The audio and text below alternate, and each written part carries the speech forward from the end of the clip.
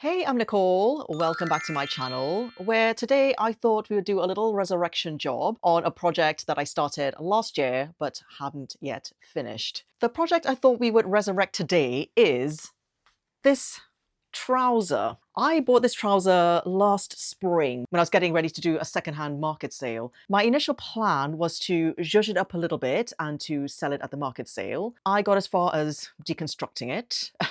And it was still in pieces by the time the date came for me to do the market. So I never managed to actually put it in the sale or even finish the project. I reconstructed the trouser, I redid all the seams and overlocking, but I didn't manage to put any of the elastic back into the waistband.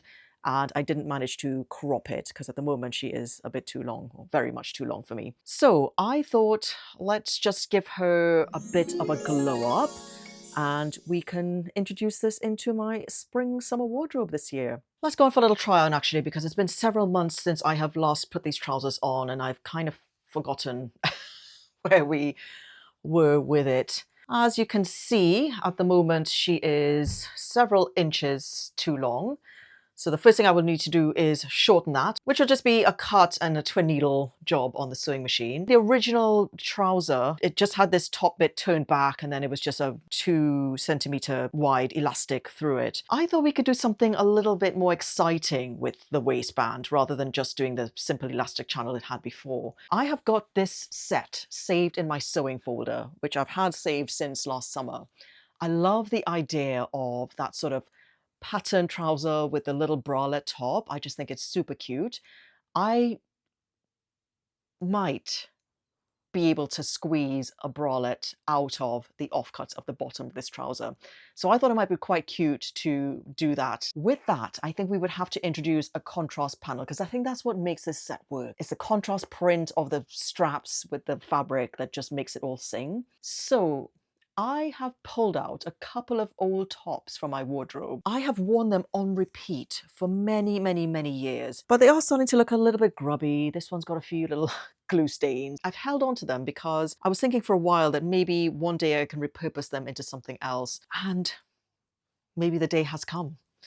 So I was thinking if we wanted to introduce a contrast panel for the waistband here and for the straps of the bustier or even the bottom bit of the bustier, we could repurpose one of these tops. My instinct is to say, let's go green because we've got green in the trouser, although we could just go left field and introduce a whole other color into the mix, which is this blue and white stripe. But I think my instinct is probably to go with the green. So that's the beige.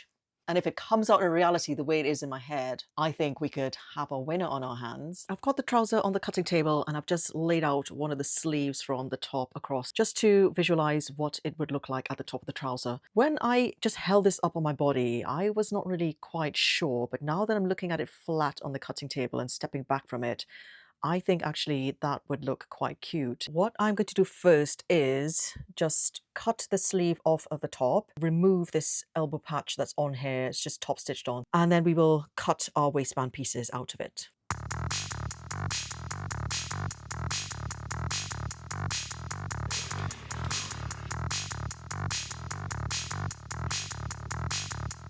I've got the two waistband pieces cut out from the sleeves of the top. Now I'm going to construct them together so they form one big cylinder. We're going to open it out like that. We're going to sew them with right sides together along that edge there. And then we will also sew them along that edge there. I've got the waistband constructed and I've stitched one of my labels in there. Now what I want to do is shave off a little bit off the top of the trouser here. When I put the trouser on, the top of this raw edge here comes up just above where I want the trouser to sit. So I'm going to need to shave off the equivalent of the finished waistband, which is 5 centimeters. Now what we're going to do is attach the waistband. We're going to do that with right sides together and we're going to sew all the way around, leaving a little gap on one side so that we can feed the elastic into the waistband channel. I have just got my machine set to a very narrow zigzag. I've now got to about 5 centimeters from where I started my stitching, so I'm just going to leave it there. Let's go ahead and insert the elastic into the waistband. I am just going to use the waistband unstretched as my guide to where I'm going to cut the elastic. That's because I'm using it mainly for structure, not so much for cinching. I'm just going to grab a safety pin and just feed the elastic through the channel, through the gap that I have here in the back.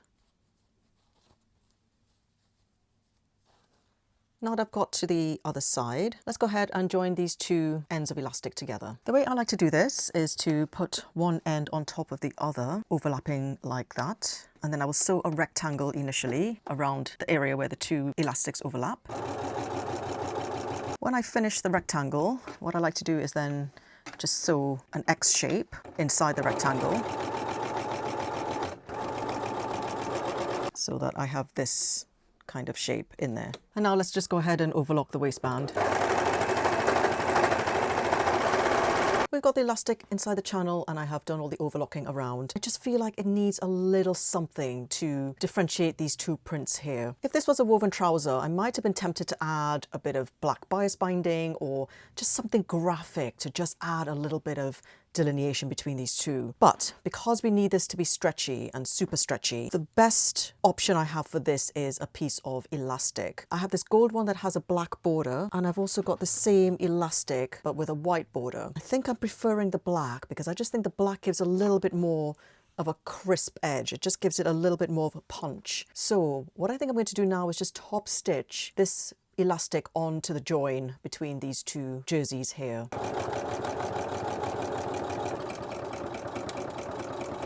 Let's see about shortening the trouser legs now. I'm just going to cut it straight across with my rotary cutter and my ruler. So I'm just going to make a series of markings. I have worked out that I want to shorten the trouser by 6 inches in total. I'm going to give myself maybe a 3/4 of an inch hem allowance. I'm trying to be minimal with it just because I want to maximize the amount of offcut I have here so that I can make a little matching top, little bralette to go with this. So I'm just going to make a little mark here where there's a 3/4 of an inch marking on my measuring tape. I have got my markings here, so let's go ahead and take our ruler and our rotary cutter, and we're just going to cut that across.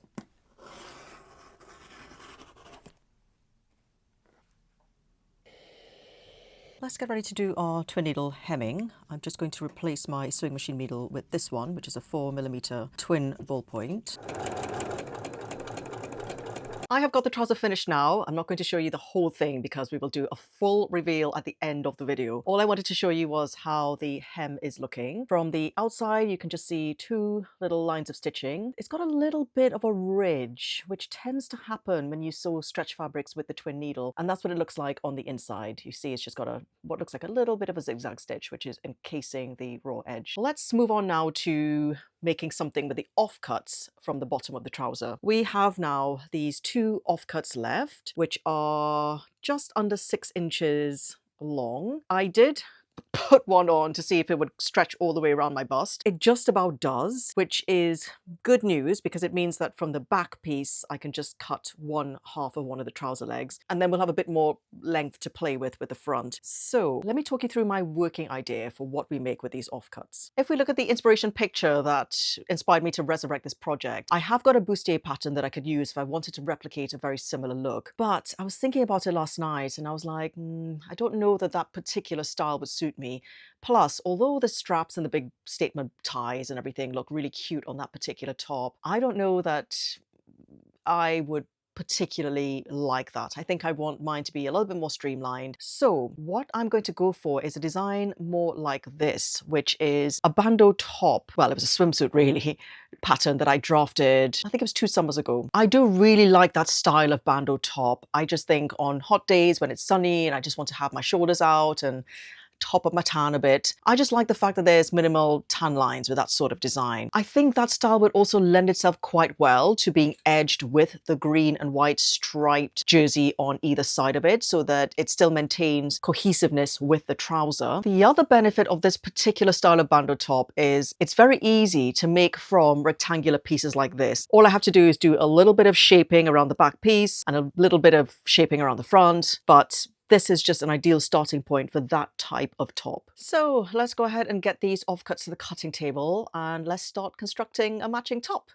Let's start by deconstructing one of the offcuts here so that we can use one of these panels to create the back piece of the top. I'm just going to unpick the overlocking just because I want to maximize the amount of fabric that I have here. I have got both sides of the overlocking unpicked, and now I'm just going to save the longer of these two panels as the back piece of my top. I've got this second offcut deconstructed. I'm going to this time save the shorter of the two pieces for one side of the front, and I also have a matching one from the other offcut for the other side. So we have two pieces for the front and one piece for the back. Let's leave the back for the time being and let's focus on the two front pieces. I have pulled out a pattern piece for a bikini top that I drafted a few years ago that is very similar to what we're trying to achieve here. I'm just going to lay it on so that I can just use it to work out where to cut these pieces down to size on this side.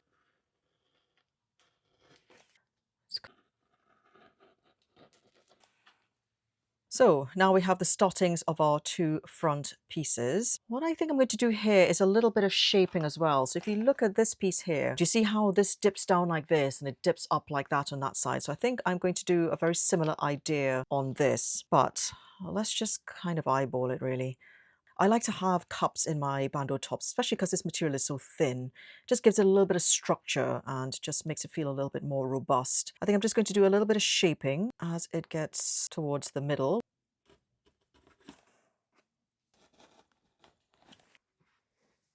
I think we want to do a little bit of shaping as it gets towards the underarm as well. Maybe not as extreme as that, but I think let's just curve it very, very slightly. Only needs to be on the top actually, because the bottom we can just keep in a straight line. So those are our two front pieces. We will also need to cut some lining pieces because we're going to be inserting these pads. I'm going to be cutting the lining out of this white jersey that I happen to have. I'm just going to double it like that. And then we're just going to cut out some lining pieces.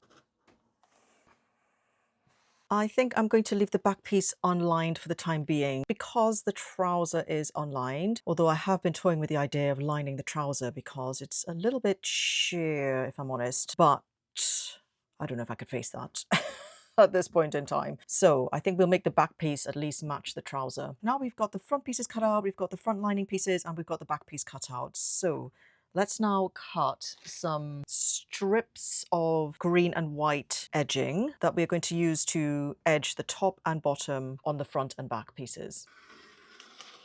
I am going to start cutting some strips from this jersey here, which are 5.5 centimeters wide. That is because I want to feed this elastic into it, which is 2 centimeters wide. So double that will be 4, and then I will have a seam allowance which is maybe 3/4 centimeter, and so 3/4 by 3/4 is 1.5, so that makes 5.5 centimeters.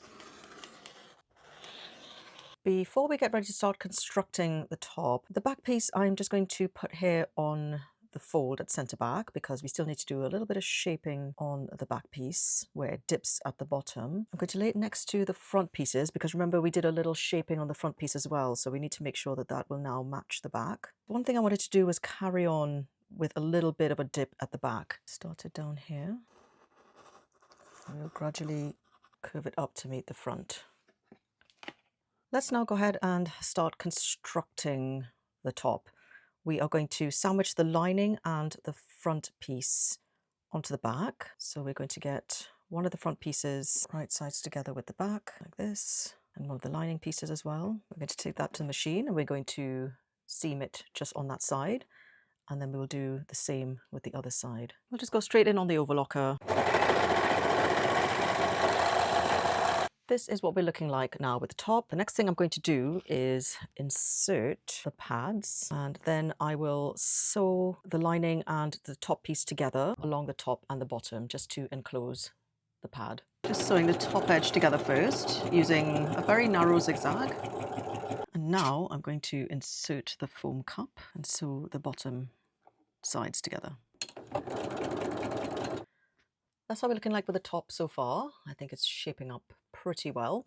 Let's go ahead and attach the green and white striped edging now. So we're going to join these two strips together along this line here. The joins will both be aligned here on center back, along the top and the bottom. Let's now pin the green and white stripe border in preparation for sewing. Now, the way I did it on the waistband of the trouser is we did it right sides together and then we overlocked it.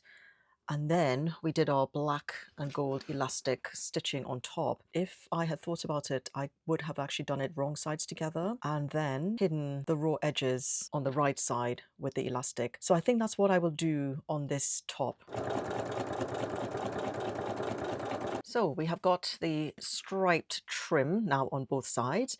I threaded some elastic through on the top, so let's go ahead and do the same on the bottom. I am going to join the two front pieces with wrong sides together so that the raw edges on the right side. I will hide the raw edges with a little piece of this green. I will join the green section in the middle so it looks like one continuous line. And then I think we make some straps, you know. I think we make some straps with the green and white jersey again, just to make it look a bit more, I don't know, a bit more like a top, I guess, than just a sort of bralette. I mean, it still look like a bralette, but you know what I mean.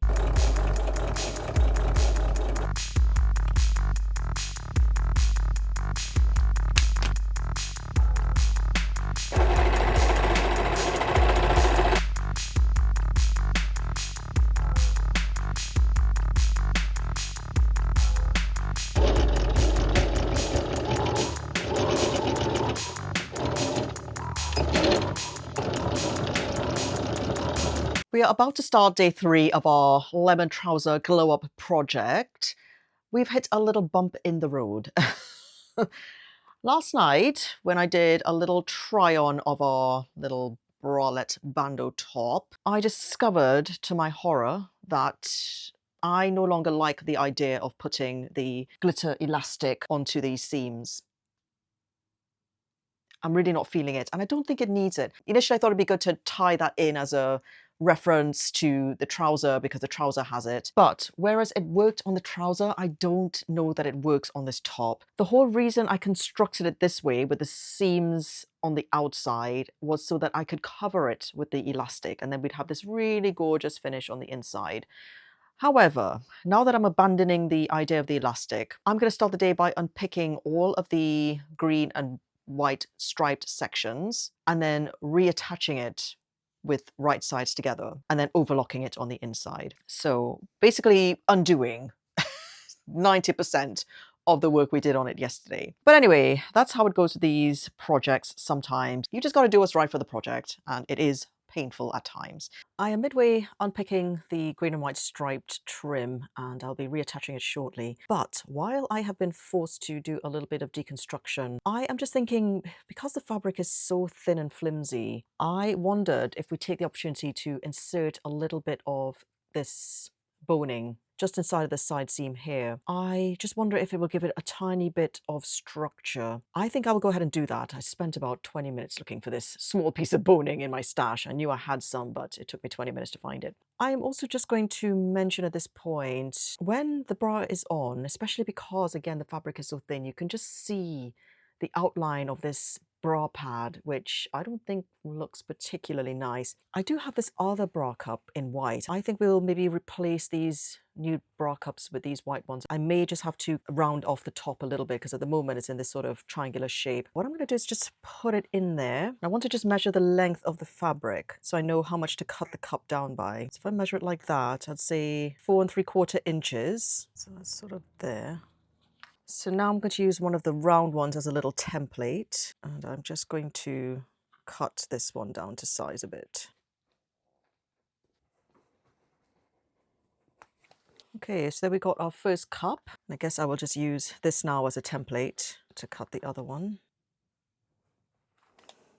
I'm getting ready to insert the boning now. I don't really want any visible top stitching on the right side. I am going to sew it just to the lining. The boning is soft enough that you can just literally stitch into it. And then I will do a parallel line of stitching on the other side of the boning to attach it to the lining. Then I will just trim it down to size. And so That's what it looks like from the right side. No visible stitching. And that's how it looks from the lining side. So let's insert these now into the bra top. Let's now go ahead and run that stay stitching along the top to hold the lining and the outside layers together and enclose the cups. And then we will reattach our green and white striped edgings. Alrighty, we're at the stage of proceedings where we need to make one final design decision, which is whether to add straps to this bandeau top or not. Initially, before I put this boning in and before I changed the cups, my instinct was, yes, let's make some straps because it was kind of sagging a bit. I think the bonings definitely helped to just keep that structure on the side. But when I tried it on last night, it was just looking a bit sad and saggy. And I thought, well, okay, if I add straps, it will at least hoik up the front and keep it looking sort of nice and pert where it should. But now that I've put the new cups in and now that I have done the boning on the side, she is looking a lot more supported as a bandeau. I'm in two minds about the strap, quite honestly. I don't mind it, but at the same time, I think it also looks quite cute without. This is the kind of top I would wear on holidays or like the hottest days of the year when it's out and it's sunny and I just want to have some skin out. So I just think maybe we keep it as a bandeau for tan line reasons as much as anything else, at least for the time being. I can always change my mind later on, and at that point I can always resurrect phase 2 of this, which is to add straps. But for now, let's leave her as is and let's go for the full Co-ord reveal. So now, after 2.5 days of work, we finally have our little glowed up trouser and refashioned top with the offcuts from the bottom. I thought I would just show you how they look on the hanger first. Oh, sorry, Maxi boy. And then we will go in for the try-on. So we have got the bralette here. And we have got the trouser with a little bit of gold elastic just there below the waistband. Here we go for the final try-on. I will give you a little 360, just spin around. Yeah. I'm really pleased with how it came out. I think it looks super cute. I just love how the green and white contrast band just gives it that little element of surprise. It just lifts the whole thing. The one thing is, I think because the fabric on the trouser is so light and I didn't bother lining it, so I do have to be very careful about what I wear underneath because we've got major VPL risk going on here. But I do love the trouser. I can see myself wearing these as separates, wearing the trouser with a t-shirt or a vest or just something very, very simple. And the bandeau top, I mean, I think it works really brilliantly as a co-ord, but I could equally wear the bandeau top with my green and white striped shorts or just a plain pair of trousers. It felt very fitting to pair them with my Ninamur tinted sunnies for a bit of a resort vibe. This whole video cropping for YouTube is not great for showing whole outfits, so I'll just come in a little bit closer. You won't see my head, but you'll at least see my body and you'll be able to just get a better, closer view of how it looks when it's worn. And of course, the best thing is that I now have a whole new outfit I can wear this summer without having spent a single extra penny. Well, that's it. I hope you enjoyed following me along with this project. Many, many, many more summer wardrobe glow up projects and transformations to come on my channel over the coming weeks and months. So stay tuned for those. Thank you so much for watching. I'll see you in the next video.